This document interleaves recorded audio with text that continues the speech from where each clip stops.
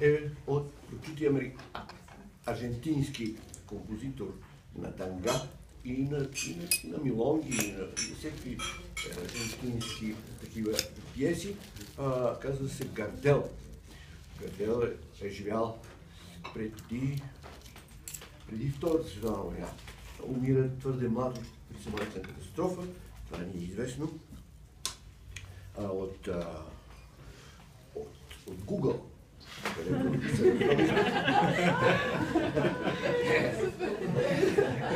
Където се поздравяме от време на време, като си помагаме и с Яндекс. Чули сте за Яндекс? Така, който не знае английски, влиза в Яндекс. Знае руски. И така, ние сме аудиторите и там научаваме интересни подробности, написани от руски автори. Допускаме, че много от тях са верни и са истина. Например, подробността, че Гардел е написал музиката и думите към тангото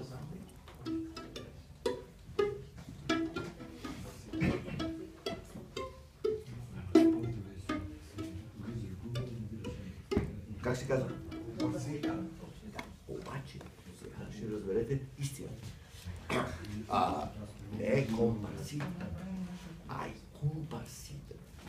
И тази дума е от едно уругвайско наречие,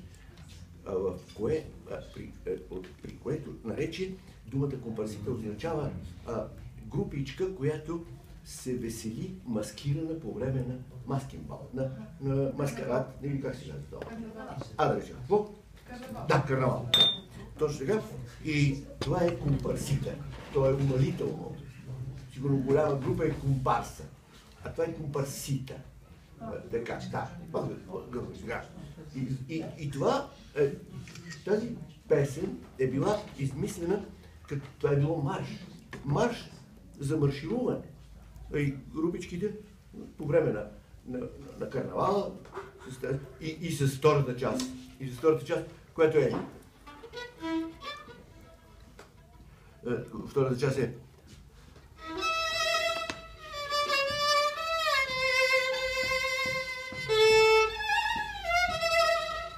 едните са пеели пум-пум-пум или оркестра, пам-пам-пам-пам, пак солиращи инструменти или гласове са пеели.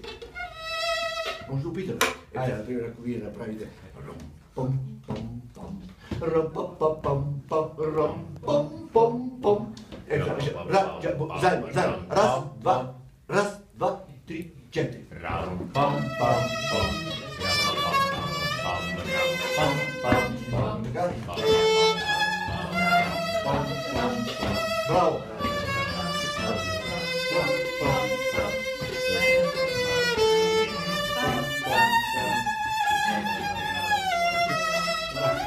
Това е по-сърцераздирателната част от марша. Но тъкмо тази сърцераздирателност се харесала на един уругвайски композитор на танга, които вече са били. Това е 19-та година на миналия век. Някъде там.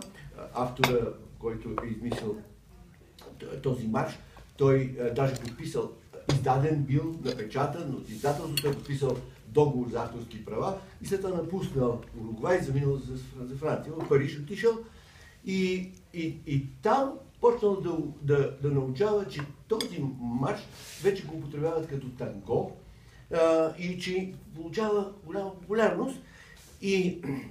А пък уругвайски композитор го усложнил, като прибавил от други свои по-стари композиции още две части. И става А, Б, С, Д. Да? Чух преди малко, може би не чухте, ще трябва да това игра с А и Б. Но сега тук вече имаме...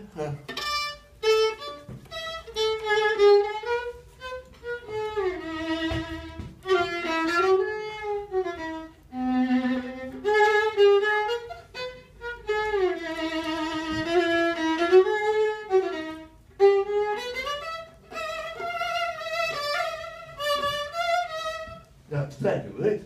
И още една част.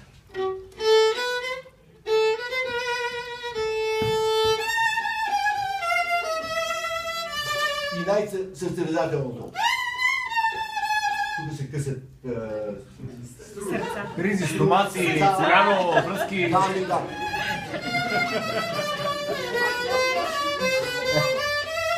Да.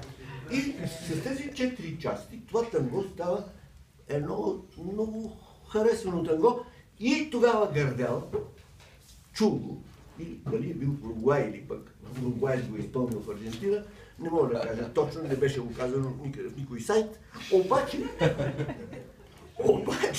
той му написал думи. И така, то полека-лека всички свикват да го считат за аржентинско, защото той е бил любимец, бил е с брилянтин, на черната си коса, пригладен, силно, винаги. Не знам дали има мустачки, мисля, че не е имал мустачки. Но е бил вече и герой от мюзикали, снимал се в Холивуд и неща са случайно. Да починем.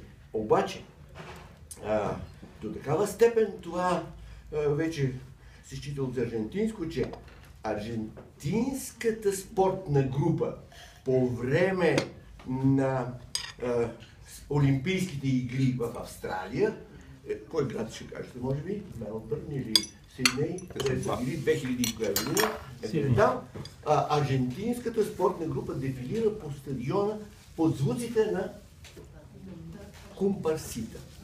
И за това уругвайското правителство подало нота, така пише Яндекс, подало нота, така се каже, възмутителна нота до аржентинското правителство, как може един химн на културата на Уругвай, така бил регистриран в Конституцията даже, че компарсита е някакъв културен паметник за уругвайците. Той бъде употребен от аржентинска спортна група. Това си е наше име, да. Те имат явно, също като нас тук на Балканите, също имат своите противоречия и неразрешени въпроси, но не станало фатално. Не е било повод за големи сблъсъци, но нотата си е нота и извиненията сигурно са извинения. Допускам, че аржентинците, те са известни със своето френско възпитание. В Аржентина, аз бях в Аржентина, в Аржентина наистина ще срещнете една култура, която малко не е като мексиканската. Но как е? Да, аз бях там, защото имах роднини, и любопитството беше и също и към тангото аржентинското. Аз не знам защо, сигурно защото малък съм слушал танга и по радиото, и защото майка ми пееше танга вкъщи. Защо пееше танга? Защото ходихме на испански филм. И там имаше испански танга някой път, като например, буквално ще кажа думите на много старо танго, което почти никой вече не го и знае. Например, no quiero más verte, prefiero la muerte. Да ви превеждам от испански. Не искам да те видам, предпочитам смъртта си. Колко вулгарно на български някой пея. Не искам да те виждам, предпочитам сестра ти. Което опошлява, така се каже, искреността и сърдечното страдание на поета, който се чини от тия думи. Tu me vies engañando con tu falsa amor, ти ме лъжеше с твоята фалшива любов. И затова тя не иска да го вижда. Изведнъж е разбрала, че любовта му е фалшива. Той нещо се издал.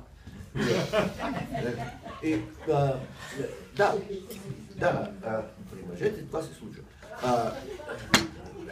И явно това се пее от жена. А може би се пее и от мъж. Защо?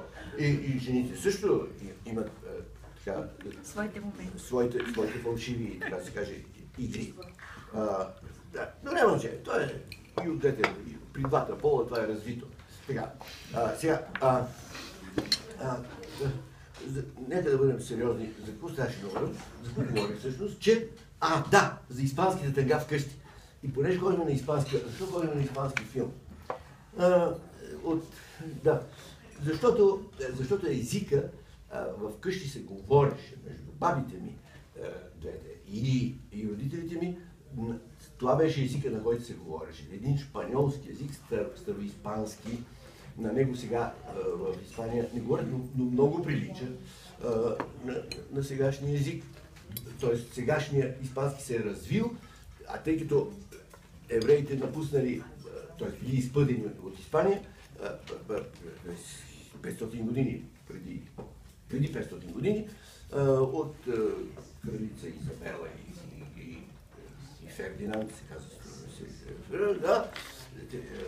няколко десетки хиляди, не знам дали не са повече от 100, но все едно, екстрадирани и ги приемат Турската империя и те се живяват по Балканския полуостров, в Италия има такива, в Румъния, и така езикът обаче е този, който говоря. Едната ми баба беше от Одрин, била, от Дупница. И така, все едно, испанският език, всъщност, испанският език е причина аз да се запозная с испанския крал. Това вече не е от Google. Това е нещо, което се случи с мене. И така, позволявам си да го разкажа. Беше 24 май, имаше прием в президентството. Желю Желев беше президент. Пардон? Мога да го простя. Да, мога да го простя, добре. И така, аз не съм религиозен, но няма че.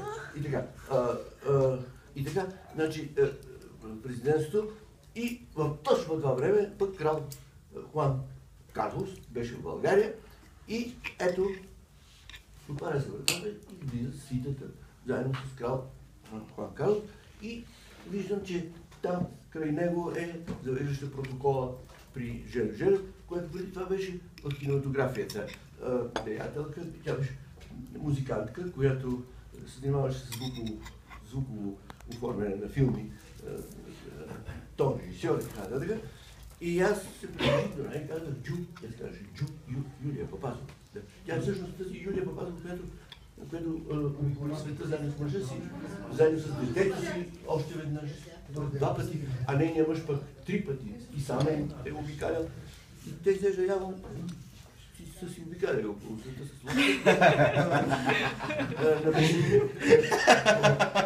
написаха и 2 книги и даже много забавно беше да видя, че той за едно и също пътешествие имаше книга от нея, има книга и от него. Наистина. И това показваше колко са различни са гледните точки. За едно и също събитие те го писат. Едно е преживяното от нея, друго е преживяното от него. Много интересно да сравни човек тира. И аз за това пък си позволих, това нека да не звучи като фукня, но аз си позволих да се свържа с сестрата на Папазов. Той, между другото, тук му има портрета някъде. Той е един от редовните посетители на това. Ето го там с очилата. Виждате ли го? 1, 2, 3, 4, 5. Да.